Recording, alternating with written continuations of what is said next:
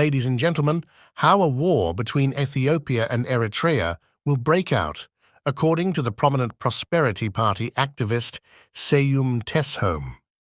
Some will say Seyum Teshome is just a YouTube activist who can't be taken seriously, but this is far from the truth. Seyum is a PP cadre who makes frequent appearances on Ethiopian state media and just last week received a Medal of Honor from the Chief of Staff of the Ethiopian Army, Birhanu Jula, and became an honorary member of ENDF. Field Marshal Birhanu Jula told Seyum and the other recipients to lead the digital war for ENDF. Anything Seyum says probably has the full support of Abiy. Seyum did an interview 2 days ago on his YouTube channel explaining what caused the fallout between Abiy and Isaias and how the war between Ethiopia and Eritrea will start. I've translated the major parts of the interview and will give a brief summary of it.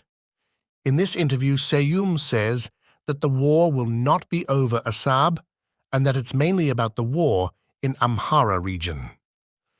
He says that Eritrea is the main driver of this war and is working to topple Abiy's government, even though what led up to the war on Amhara is the government's attempt to disarm Amhara before TPLF in order to hand over Welkate and Raya to TPLF, and the systematic ethnic cleansing and genocide Amharas have been facing since Abiy came to power. It seems like the Abiy regime has completely absolved itself from responsibility and put the entire blame on Eritrea. It's important to note that there is no evidence of Eritrean support to Amhara, as there is a heavy presence of ENDF in Welkate, making it almost impossible for Eritrea to provide support to Fano. Seyum says that the Assab issue was only brought up after repeated attempts to convince Isaias to stop destabilizing the Amhara region failed. He says the Ethiopian government is responding in kind by establishing a military camp in Adigrat, Tigray, for Brigade Namedu, the Eritrean Tigrayan opposition that has been disrupting Eritrean festivals across the world. The military camp was established a few days ago. How the war will start, according to Seyum, the war will start with a false flag operation from Adigrat to provoke Eritrea to start the war. Once Eritrea starts the war, Abiy will use this opportunity to take over Assab. He also mentions how the Ethiopian government will arrest the close to 300,000 Eritreans living in Ethiopia and send them to military training and send them to the war to topple Isaias. When asked how Ethiopia will get away with taking Assab, as Eritrea is a sovereign nation, Seyum mentions how Russia and Israel have managed to annex land and get away with it.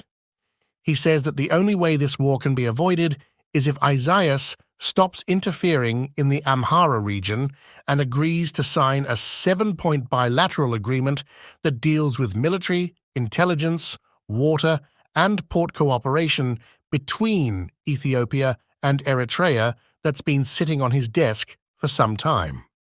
If this is not done, he says the false flag operation from Adigrat will be started, and when war breaks out, Ethiopia will try to take Assab.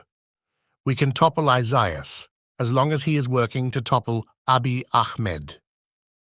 Said by Seyum Teshome, I'm sure a lot of people will think this is far-fetched and unlikely to happen, but if you look back at every action Abiy has taken since signing the Pretoria Agreement, nothing Seyum said in this interview is far-fetched.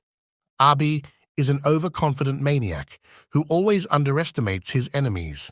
He underestimated TPLF and thought the war was over in 3 weeks and nearly lost if it wasn't for Amhara, Afar, and Eritrean support.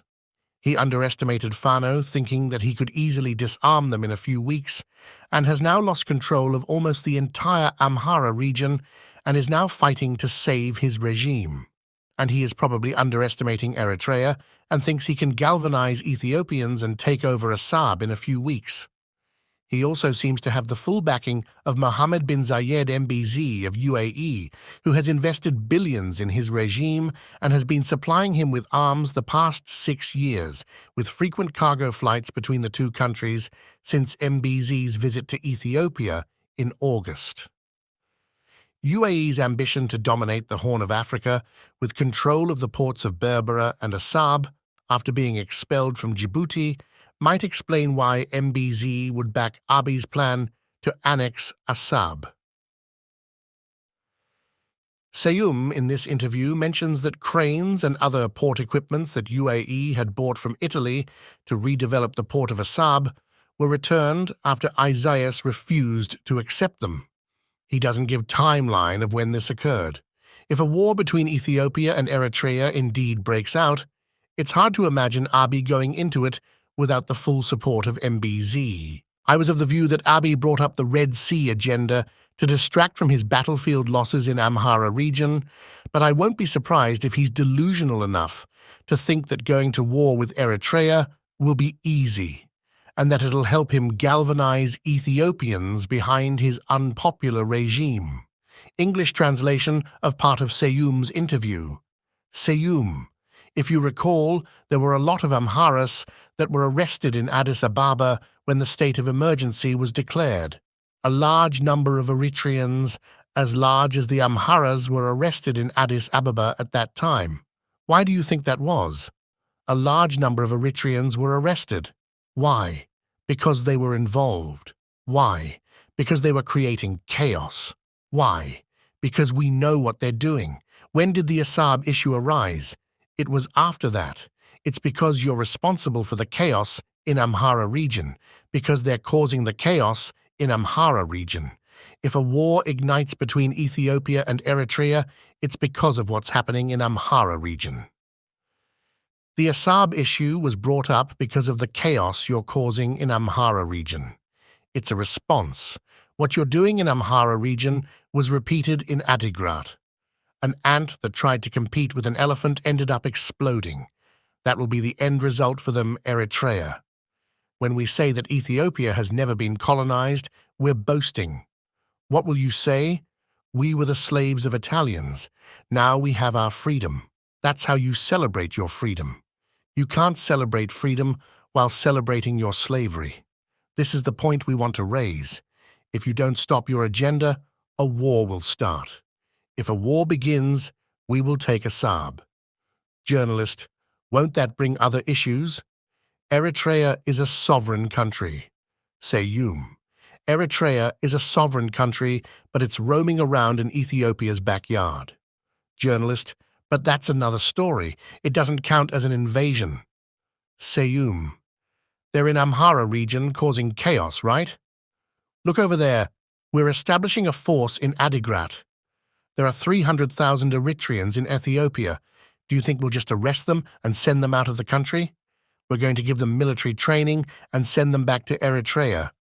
The best part is that we've already started this in Adigrat yesterday. We've started giving military training. We have no other option. What you reap is what you sow. We can topple Isaias as long as he is working to topple Abiy Ahmed. Let me tell you how the war will start. It's been a long time since Eritreans have been involved in the internal affairs of Ethiopia. They're the ones causing the chaos in Amhara region. They've been told to stop, and they've refused. They haven't stopped interfering in Tigray affairs. They haven't stopped creating chaos in Afar. They've been told to stop. They haven't. They've been asked to sign a bilateral agreement between the two countries, and they're refused. They want to live causing chaos. They want to live while looting. If that's the case, just like you're coming at us through the Amhara region, we'll come at you through Adigrat. When we come at you through Adigrat, you'll start a war. When you start a war, we'll say you started a war, and we'll take Assab. What happened to Russia after taking Crimea? What happened to Israel? Journalist, they're powerful countries. Can Ethiopia have as much influence as they do? Seyum, this is a sentiment that comes from an Eritrean. Are you Eritrean? If you're Eritrean, it's okay. Journalist, no one can doubt I'm Ethiopian. There's no question Ethiopia needs a port. The question is, can we have the diplomatic influence to achieve this? Seyum. Eritrea was created like this. This is how they annexed her from Ethiopia. Journalist. That was the first mistake. Seyum. This is going to be the same. What you just said, Eritreans will repeat it. They will say, getting involved in Ethiopia's internal affairs was a mistake. That mistake caused us to lose Assab. We lost Assab through a mistake. They'll lose it through a mistake as well. We know the chaos you're creating in Amhara region. As long as you don't stop that, we will start causing chaos for you.